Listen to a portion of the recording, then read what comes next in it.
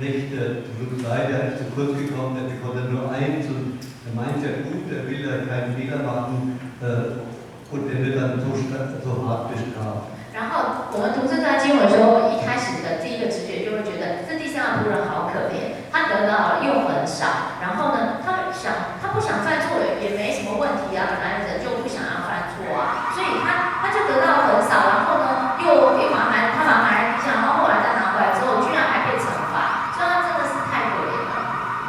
Für manche Leute dieses kleine Stück vom Leistungsdenken her, wenn ich zu wenig leiste, dann bin ich in die Hölle geworfen. 那么也有人是用一种那种基督徒是用一种成效方式，就是成功神学的这种成效方式来解读这段经文，就是说你如果呢没有好好的赚钱，你如果没有好好的得到成功的话，那你就会被丢到这个地狱里面去。Aber das ist absolut nicht der Sinn. 那这其实都是错误的一种解读方式。Jesus will sagen, wenn du so ein angstmachendes Gottesbild hast. 那第一个就是耶稣要告诉我们说，你如果对上帝、对你的主人、对上帝有错误的这种上帝的图像的时候， Und wenn du so ein Sicherheitsdenken hast, wo du alles kontrollieren willst, dann bereitest du dir jetzt schon die Hölle. 那么他的意思就是说呢，你如果对上帝有这种错误的图像，认为上帝是一个会惩罚人的上帝，是令人恐惧的上帝，或者你对自己有错误的图像，你认为你可以控制一切，你认为你可以不犯任何错误的话，那么其实你现在就是已经活在地狱里了。Jesus will uns einladen, indem er diese Haltung von Kontrolle und von Angst ab absurdum führt, will uns einladen, den Weg des Vertrauens zu gehen. 那么，所以耶稣要让我们用这样一个比喻，让我们看到说，我们如果有一种错误的态度，不管是对天主、对上帝，或者对我们自己有错误的形象的时候，那么我们就会活得很痛苦。那他要把我们转化成是一种带着信任、带着信心来活。 Manche sagen, das hätte Jesus doch einfacher sagen können. 那有些人会说，那耶稣干脆简单一点，告诉我们结果就好了。 Aber wenn Jesus gesagt hätte, geht den Weg des Vertrauens, dann würden wir uns bequem zurücklehnen und sagen, das ist ganz nett. 那如果耶稣只是很简单跟你说，我们要带着信心的活着哦，那你可能就会很舒服的说，好啊好啊，结果什么效果都没有。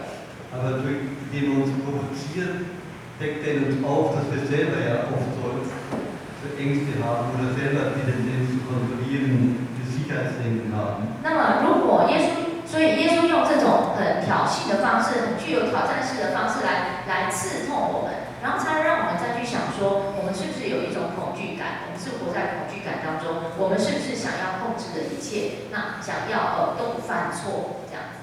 Oder Sie kennen das Gleichnis von den Arbeitern im Weinberg. 或者我们也都知道有一个耶稣的比喻，就是在葡萄园工作的这个工人的比喻。Wir ärgern uns auch, dass die nur eine Stunde gearbeitet haben, den gleichen Lohn bekommen. 那当我们读完之后，我们一定会第一个反应就很生气，说那个只有工作1小时的人，居然得到那个跟工作1整天的人一样的工资，这很不公平。Aber Jesus will uns im Gleichnis aufdecken, dass auch in uns trotz aller Spiritualität ganz viele Neidgefühle sind. 但是呢，耶稣让我们看见，从这个比喻里面提醒我们说，即使我们有这么多觉得自己内在做了很多的灵性工作，但是我们内在其实还是潜藏着很多的嫉妒感在里面的。Und eben ein Gottesbild, der uns vor allem belohnen soll. 而且我们对于上帝、对天主的图像是错的，因为我们认为天主就是应该要按照报酬来报答我们的，他是一个报答我们的这个天主。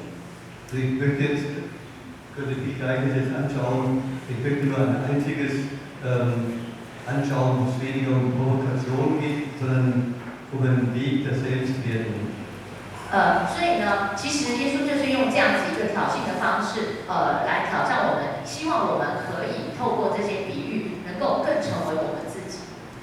Das ist Matthäus 13. 那耶稣神父要让我们看，一起看一段那个比喻哦，它是在马太福音 Matthäus 13. 第13章。 44 bis 44节到46节，马太福音13章44节到46节。那神父说这段比喻呢是比较不带有挑衅的意味，但是呢，它是要让我们学习如何更成为一个人，更成为自己。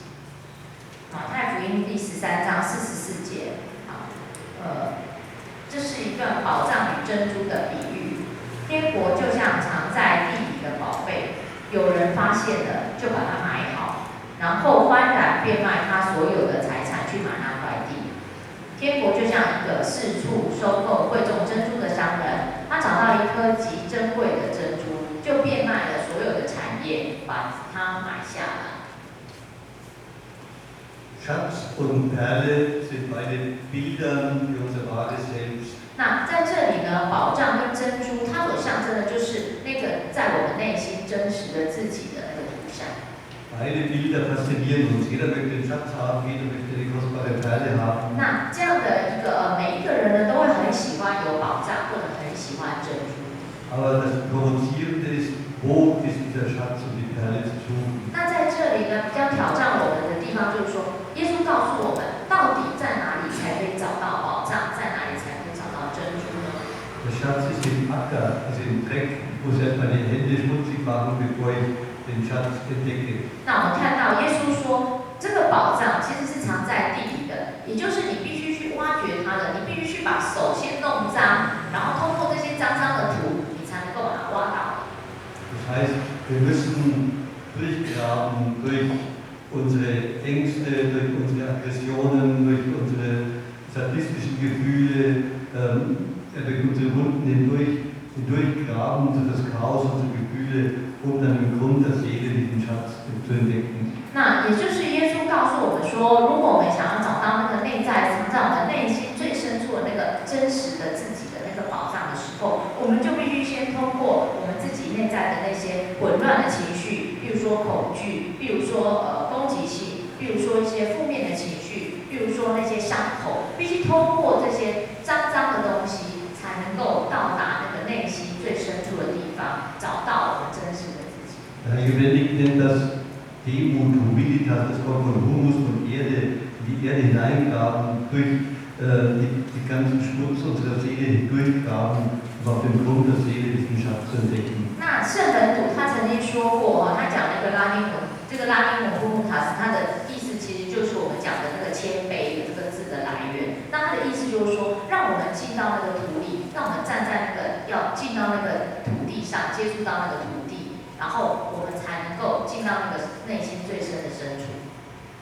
Und die Perle wächst in den Wunden der Ausdauer. 那我们另外一个图像就是珍珠，珍珠是怎么成长出来的？养猪就是要在那个，它是从牡蛎的一个伤口，它放一颗沙，其实是一个伤口，那从这个伤口长出来的。 Also Spiritualität ist nicht so eine schöne Frucht, eine schöne heilsame Gefühle, wo man sich wohlfühlt. 那所以我们从这里看到什么叫做灵修？灵修不是让我们自己沉浸在一些非常陶醉的一种图像，非常陶醉的这种自我快乐的这种图像里头。 Sondern indem ich hinabsteige in meine Wunden, in meine Verletzungen, in meine Empfindlichkeit, entdecke ich das wahre Selbst. 而是什么叫真正的灵修？真正的灵修就是让我们能够真的进入到、看到我们的伤口，从我们的伤口，从我们的伤害，从我们的那种敏感、各种负面的情绪当中进入到里面，然后就是去面对它，然后你才能够得到、看到真实的自己是谁。 Und dazu möchte ich nun eine Übung machen. 那用这样的一个图像呢，神父要带我们做一个练习。 Diese Übung entspricht einer christlichen Meditationsweise. 那这是一个很传统的灵修的默想的传统。 Und zwar der Meditation der 5 Wunden Jesu. 那这就是天主教一个传统，就是默想耶稣5伤，耶稣在十字架上面5个伤口。 Ich würde sagen, diese Formen christlicher Spiritualität waren auch eine tiefenpsychologische Auslegung, denn die haben etwas von der Bibel übernommen und das therapeutisch ausgelegt. 我们也可以说，这一个天主教的这一个默想方式，它就是很符合深层心理学的默想方式。它就是把圣经里面耶稣的这5个伤口的这个图像，用这样的默想这个图像来医治我们内在的伤。 Die 5 Wunden sind ja die 2 Fußwunden. 那这5个伤口呢，是耶稣的脚上的2个伤口。 Jeder kennt das. Ich habe kein Selbstvertrauen, ich kann nicht zu mir stehen. 那你可以把它解释到你脚上受伤，什么叫脚上受伤？就是说你呢，失去自信，你没有办法站立得稳，你找不到你的立足点。Oder ich falle wenn jemand eine andere Meinung sagt. 或者是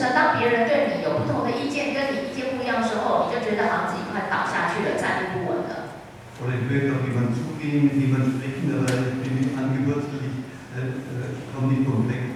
或者有些人呢，他想要去接触别人，他想要走向别人，但是因为你一直绑在一个过去的图像里面，你一直受到一些问题的捆绑，所以让你不敢走出去。Die Herzwunde kennt auch jeder, wo Liebe, Vertrauen verletzt worden ist. 那心头，耶稣心头的那个伤口呢，就象征着我们很多人在付出爱的时候，在付出信任的时候，却在里面受伤了。Und die Handwunden, da will ich 5 Wunden sehen. 那这手上的伤口呢，神父要用5个面向来解释。Erstens, ich bin festgenagelt worden auf ein Bild, so musst du sein, ich durfte nicht ich selber sein. 那第一个是我们被钉在一个固定的图像上，别人认为我们就是这个样子，钉在一个固定的图像上。Zweitens, ich bin festgehalten worden, ich durfte nicht meinen Weg gehen. 那第二个是别人紧紧抓住我们的手，不让我们走我们自己想要走的路。Drittens, jemand hat die schützende, die bleibende Hand weggezogen, hat mich fallen gelassen. 那第三个是别人把保护我们的手，本来支持我们的手抽走了，结果让我们跌倒了。Und viertens, die entwertende Hand, wer bist du überhaupt? 那第四个是别人用手来贬低我们，告诉我们说你什么都不是。Und fünftens, eben die schlagende, die verletzende Hand, die körperlichen, seelischen Schläge. 第5个当然就是别人用手来打我们，不管是打我们的身体或者打我们的心灵。Es gibt eine Form der Kunst, die die Wunden Jesu golden darstellt. 那在中世纪的时候，他们的圣像都会把耶稣这5个伤口画成金色的。Das entspricht etwa dem Gleichnis oder es entspricht auch dem, was Hildegard von Bingen sagt, die Kunst der Mensch wird über diese Karte die Wunden in Perlen zu verwandeln. 那在这里这样的一个艺术，其实就是很符合这段经文，就好像说把这个我们的伤口变成宝藏，变成金色的宝藏，或者是很符合这个中世纪有一位圣女，她叫 Hildegard von Bingen， 那她曾经讲过说，人的最大的一种艺术，就人生最重要的一个艺术，就是说学习把伤口变成珍珠。Diese Vergoltung der Wunden heißt, ich habe was Schlimmes erfahren, es hat wehgetan, aber es hat mich auch erfahren gemacht, es ist auch was Kostbares, ein Schatz, den ich hüte. 那在这里，什么叫做把伤口变成珍珠，把伤口变成宝藏？意思就是说，我们在这些受伤当中，我们经验到了痛，我们经验到了受伤、伤害，但是因为这样的一个经验，我们把它转变成一种珍珠，可以帮助我们的，可以帮助别人的。Und das bedeutet, die Wunde hat mich aufgebrochen, damit ich das innere Gold in mir entdecke. 那或者说，这个伤口呢，帮助我们打开自己的内心，让我们可以找到那个内在最真实的自己是谁。Gut, dazu möchte ich Sie gerne einladen, aufzustehen. 神父邀请大家站起来，我们一起做这个耶稣无伤的默想。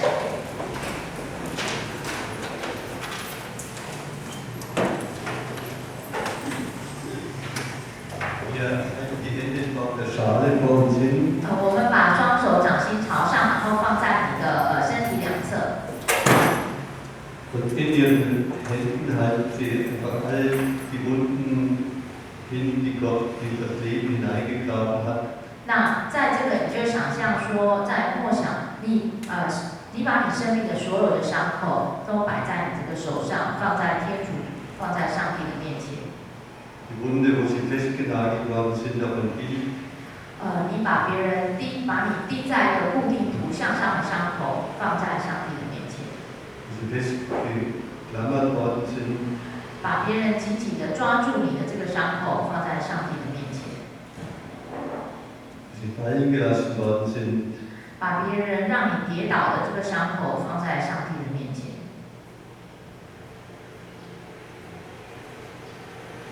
Wo Sie entwertet worden sind. 把别人贬低你的伤口放在上帝的面前。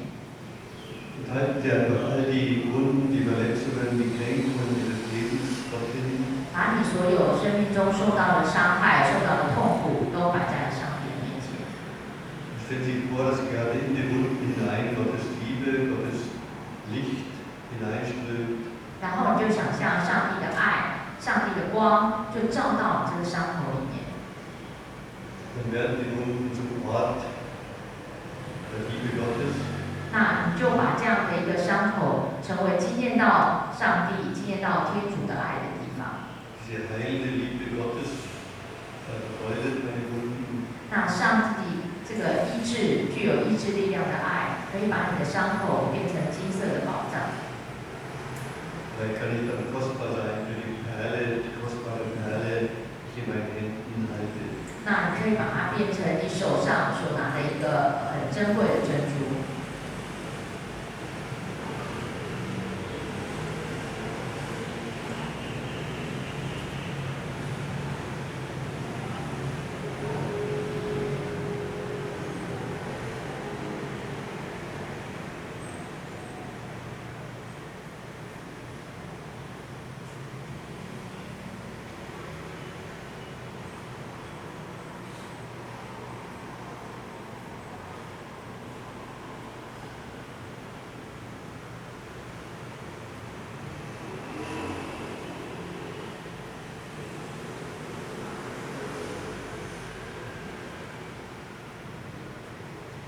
请坐。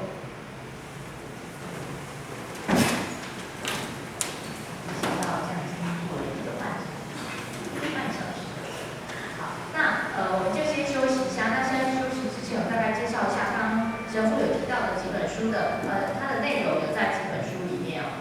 第一本是心灵陪伴的灵修之路，那这一本是神父他自己在做心灵陪伴、心灵关护的时候，他的4篇重要的论文啊。那重要的文章呢不是论文，因为它没有学术性，它不是很学术性很难读，而是非常实际的神父自己做心灵关护的一个经验。所以它里面也是写到说，他心灵关护里面经常用的方式就是他刚刚讲这个深层心理学的圣经的陪伴。那第二个就是等一下下一场要讲的就是节期以及仪式我们的礼仪所有的一些医治的效果。那它会让这个来找他的这个个案呢，就从这不同的角度来做自己内在的修复。那另外一本呢，是我们的出版社其实是我们的畅销书，可是大家都有的，大家以为如果它本来它就叫活降耶稣，那其实它是我们改封面的第一本。那它本来的封面是橘色的，如果你们有了就可以不用买这样。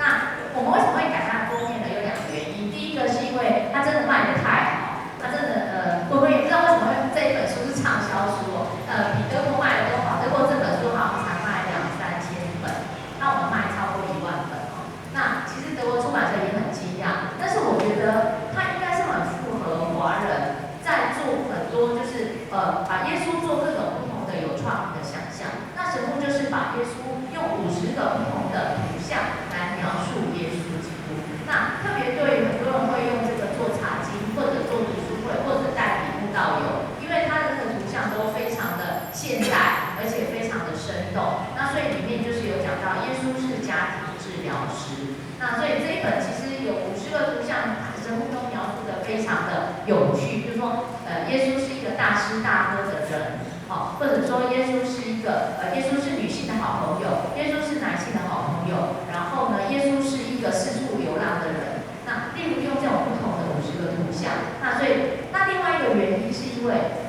我们有一次在找资料的时候，这个图前面的这个图呢，它是奥地利的一个老修女，大概80多岁，然后她是在一个修道院，我忘了是哪个修院了哈。那这个修女她帮奥地利当地呢，就是大概是在弗拉贝那个附近的教会做很多的这个十字补物的这个彩绘的玻璃。那我们后来看到这个图像是在那个维基百科的免费使用上面的拿到的。那我们很喜欢这个图，所以后来我就写信去给这个修女，然后神父也写给她，就说她可不可以用我们可不可以用她的图放在她的书上？刚好这个修女也是神父的fans， 这样，她就很高兴，就说。然后这个修女就非常高兴，就给我们回信说，她很荣幸她的图可以放在神父的书上，然后也很荣幸说，她说她年纪这么大了，那她能够知道说她的图都在亚洲做出版，她真的很开心，所以她希望我们可以把书寄给她。所以这样一位修女其实我们就觉得说，真的是很感动，因为上帝的爱，因为这样子的一个基督教的出版，然后连接这个世界不同的地方，然后让一个老修女让她真的很开心这样。所以我们有非常多喜欢这个图文，这修女说说都可以用嘛，就你们可以用，都没有关系。那我们有附上这个出处的地方，还有这个修女的修道院，它有那个名字。如果你们觉得用的时候也想说，用在你的周报上，用在什么地方，然后写个信跟这个修女道谢，我想这个修女会非常开心。好，那这本是活像耶稣，就是也是神父用深层心理学的方式去解释说明耶稣是怎么样有50个图像。然后另外这几本都是神父解释圣经经文相关的书籍。那路径呢也都是用大概是这样的角度。第一本是讲到十诫，这是一本也是之前的旧书哦。那它是活出十诫的真自由，就是把十诫解释到现在的生活里面，特别是说十诫是给我们自由，不是给我们限制的。所以这是一本很好、很现代来解释十诫怎么样带给我们生命上的自由，特别是一个多元的时代。那这个多元的时代是需要有一些依归的，是我们价值观要找到一个定位的。那十诫对基督徒来说真的是很好的帮助，帮我们找到一个定位。那另外2本是神父写到32堂圣经人物，就是32个圣经人物，然后也是用现代心理学的方式来把圣经人物跟我们个人的内在结合在一起。那所以那个他不是把圣经简化到心理学而已，而是说透过心理学找到我们自己内在的图像，然后再用圣经来做这样的一个治疗。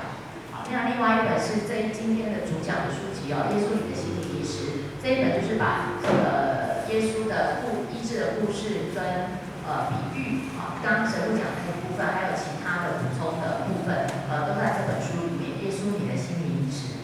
那另外神父有2本也是有关我们信仰上面很重要的经文的诠释。第一个就是征服八福这本书，神父也是用现代的方式去描述八福可以对我们的现代生活有什么帮助。另外一本就是主导文，就是天主经，然后神父也是去诠释主导文跟天主经可以跟我们的现代生活有什么样的连接。当我们在念主导文、念天主经的时候，就不会只把它当成是只是一个仪式有时候中间，我曾经经验过有人就是问我中间一段话，然后我就忘记它下面了，因为我必须从头念到尾，留岔题完全就不会。我不知道大家有没有那个能力从中间开始念，我觉得我是没有的。那这代表什么？代表你马上已经习惯了。所以这是非常让我们可以去看说，其实神父这本写的蛮感动，就是说他说其实主导文和天主经是帮助我们纪念上帝以及去改变世界的一个动力的很重要的来源。那我觉得他这本的诠释真的讲得很好。好，那我们就休息一下，休息到11点20分好了，15分钟，然后。